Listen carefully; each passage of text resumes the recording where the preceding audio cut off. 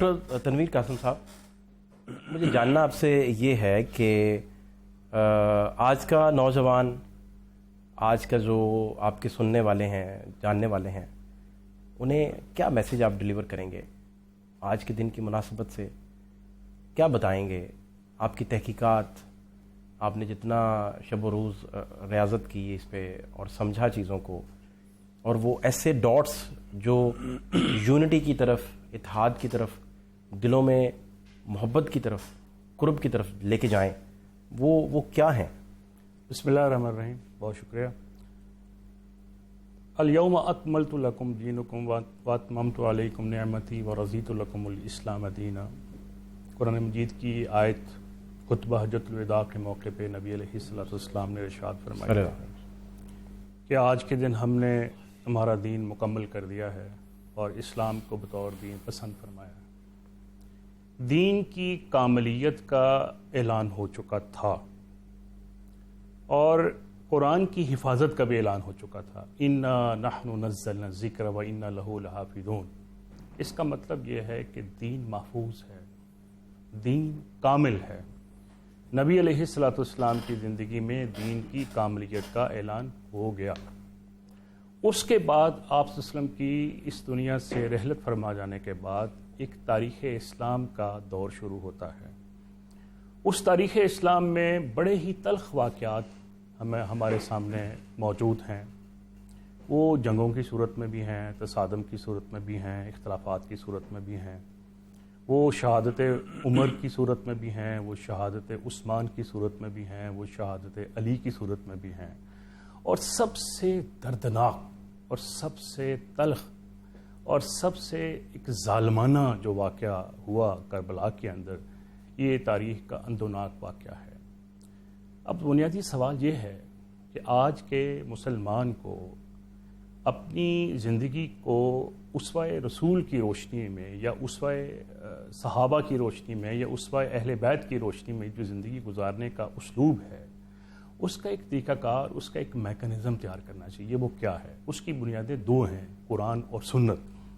اور نبی علیہ السلام نے بھی خطبہ حجۃ الوداع کے موقع پہ یہی ارشاد فرمایا تھا کہ میں تم میں دو چیزیں چھوڑے جا رہا ہوں، اگر تم اس کو مضبوطی کے ساتھ تھامے رکھو گے تو کبھی گمراہ نہیں ہوگے. آپ نے فرمایا کتاب اللہ و سنت رسول، ایک میری کتاب اور دوسرا میری سنت.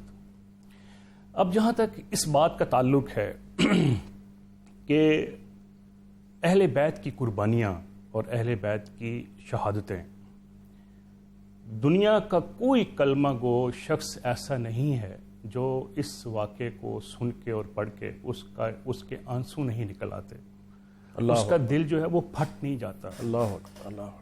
اور میں یہ سمجھتا ہوں کہ حضور علیہ السلام کی ذات مبارکہ اور ان کا خاندان، دنیا میں کوئی بھی مسلمان اس وقت تک اس کی نماز، اس کی عبادت قبول نہیں ہوتی جب تک وہ اللہم صلی علی محمد وعلی آل محمد کما صلیت علی ابراہیم وعلی آل ابراہیم انک حمید مجید، جب تک وہ یہ درود نماز کے اندر نہیں پڑھے گا اس کی نماز قبول نہیں ہوگی. بلکہ میں تو یہاں تک کہتا ہوں کہ اس وقت تک آپ کی کوئی بھی دعا قبول نہیں ہوگی جب تک آپ محمد اور آل محمد کے اوپر درود نہیں بھیجتے. یہ عقیدتوں کے ایک سلسلے ہیں، یہ ایک نسبتیں ہیں ہماری اس عظیم الشان خاندان کے ساتھ. فہد صاحب، بات یہ ہے، یہ جو تناؤ ہے، یہ جو ایک اختلاف ہے، یہ جو ایک فقہی تنازعات ہیں، یہ جو ایک گروہی تنازعات ہیں، یہ کیوں پیدا ہوتے ہیں؟ میں یہ سمجھتا ہوں کہ یہ تب پیدا ہوتے ہیں جب ہم اپنی سیاسی ترجیحات کے تعین میں مبالغہ امیزی سے کام لیتے ہیں اور اسلام کے اصل ماخذ سے ہٹ جاتے ہیں، اسلام کے اصل سورس سے ہم ہٹ جاتے ہیں. ہمارا اسلام کا اصل سورس قرآن ہے اور اس کے بعد نبی علیہ السلام کی ذات ہے. صحابہ اکرام کے اندر بھی اختلافات تھے اور تابعین کے اندر بھی اختلافات تھے، تبع تابعین کے اندر بھی اختلافات تھے، لیکن وہ اختلافات نماز پہ نہیں تھے، وہ اختلافات زکوٰۃ پہ نہیں تھے، وہ اختلافات روزے پہ نہیں تھے، وہ اختلافات حج پہ نہیں تھے، وہ اختلافات فروعی اور سیاسی نوعیت کے ایشوز کے اوپر تھے. وہ نظام مملکت کو کس اسلوب میں چلانا ہے اور کس نے چلانا ہے، اس موقع پر اس حوالے سے ڈفرنس آف اوپینین تھا۔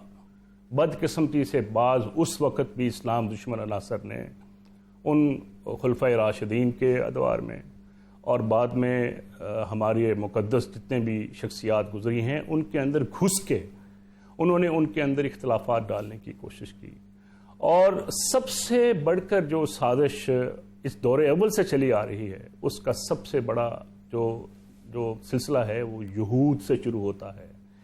آپ دیکھیں سب سے زیادہ نبی علیہ الصلوۃ والسلام کو جو اذیتیں دیں وہ اہل یہود نے دیں، اور مدینہ کے اندر نبی علیہ الصلوۃ والسلام کو جس طرح ایک مکے کے بعد مدینہ کے اندر بھی کچھ مسائل ایسے پیش آئے، اور سب سے تلخ اذیت ناک واقعہ حضرت عائشہ صدیقہ رضی اللہ تعالی عنہا کے اوپر لگنے والی اس تہمت کی صورت میں سامنے آیا، اور مفسرین نے اس کے اسباب اور اس کی تحقیق کے اوپر جب غور کیا تو اس کے اصل ماسٹر مائنڈ یہودی تھے۔